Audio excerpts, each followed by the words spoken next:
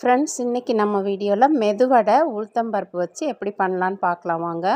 வெளியே கிறிஸ்பியாகவும் உள்ளே சாஃப்டாகவும் இருக்க மாதிரி எண்ணெய் குடிக்காமல் எப்படி பண்ணலான்னு பார்க்கலாம்.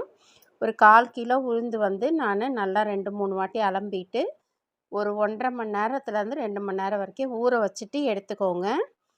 அது கிரைண்டரில் சேர்த்துடலாம். கிரைண்டரில் உங்களுக்கு அரைக்கும் போது சிக்குச்சு அப்படின்னா தான் லைட்டாக நீங்கள் 2 கை தண்ணி, ஒரு 20 ml 30 ml தண்ணிக்கு மேலே சேர்க்கக்கூடாது. இதில் நம்ம ஒரு 1/2 டீஸ்பூன் போல், ஒரு 2 சிட்டிகை ஆப்பசோடா மாவும், 1/2 டீஸ்பூன் இல்லை 3/4 டீஸ்பூன் போல் கல்லுப்பு தான் நான் சேர்க்க போகிறேன். நீங்கள் உடனே தான் செய்ய போகிறீங்க அப்படின்னா தான் லைட்டாக அந்த 2 சிட்டிகை ஆப்பசோடா மாவு சேர்க்கணும். நீங்கள் மதியம் அரைச்சி வச்சுட்டு ஈவினிங் சுடுறீங்க, இல்லை அந்த மாதிரி ஃப்ரிட்ஜில் வச்சுட்டு செய்ய போகிறீங்க அப்படின்னா ஆப்பசோடா மாவு சேர்க்க வேண்டாம், தானாகவே அது ஃபெர்மெண்டேஷன் ஆகிடும். இப்போ பார்த்துட்டிங்கன்னா நமக்கு சூப்பராக ஃபோம் மாதிரி ரெடி ஆகிடுச்சு பாருங்கள். எப்படி இருக்குது பாருங்கள் மாவோட கன்சிஸ்டன்சி.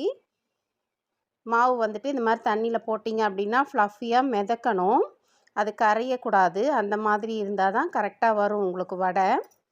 ஒரு 2 கை, ஒரு 4 டீஸ்பூன் போல் தான் வாட்ரு நம்ம தெளித்து அரைக்கணும். பக்கத்துலேயே நின்று அரைச்சி எடுத்துடணும். நிறைய தண்ணி ஊற்றிட்டோம் அப்படின்னா அது நிறைய எண்ணெய் குடிச்சிடும்.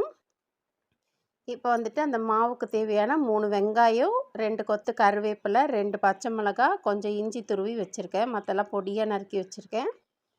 அதெல்லாம் நம்ம மிக்ஸ் பண்ணி நல்லா பீட் பண்ணி எடுத்துக்கலாம். கையாலே நல்லா மிக்ஸ் பண்ணி பீட் பண்ணி எடுத்துக்கோங்க. உளுத்தம்பருப்பு நல்லா இடுப்புக்கெல்லாம் பலத்துக்கு நல்லது. இந்த வடையெல்லாம் செஞ்சு கொடுத்தீங்க அப்படின்னா. இப்போது பேனில் எண்ணெய் ஊற்றிட்டு நல்லா சூடானதும் எண்ணெய் இப்போ வடை போட ஆரம்பித்த உடனே மீடியம் ஃப்ளேமுக்கு மாற்றிடுங்க. இல்லைன்னா வெளியில் மட்டும் கிறிஸ்பியாக ஆகிடும், உள்ளே வேகாது. வடை போட ஆரம்பித்த உடனே மீடியம் ஃப்ளேமுக்கு மாற்றிட்டு எல்லா வடையும் அதில் சேர்த்துடலாம்.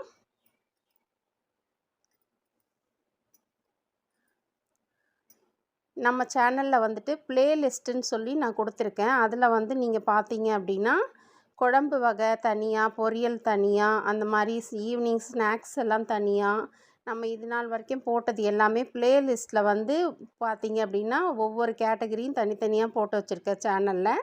சப்ஸ்கிரைப் பண்ணவங்களுக்கு அந்த மாதிரி வரும். இப்போ பாருங்கள், சூப்பராக திருப்பி போட்டு நல்லா ஒரு 5 மினிட்ஸில் எல்லா பக்கமும் வெந்துருச்சு. ஃப்ளேம் மட்டும் இன்க்ரீஸ் பண்ணக்கூடாது, மீடியம் ஃப்ளேமில் தான் இருக்கணும். சூப்பர் கலராக ரெடி ஆகிடுச்சு பாருங்கள் நம்மளோட வடை. மேலே கிறிஸ்பியாகவும் உள்ளே சாஃப்டாகவும் இருக்கும். தேங்க்யூ ஃபார் வாட்சிங். பாய்.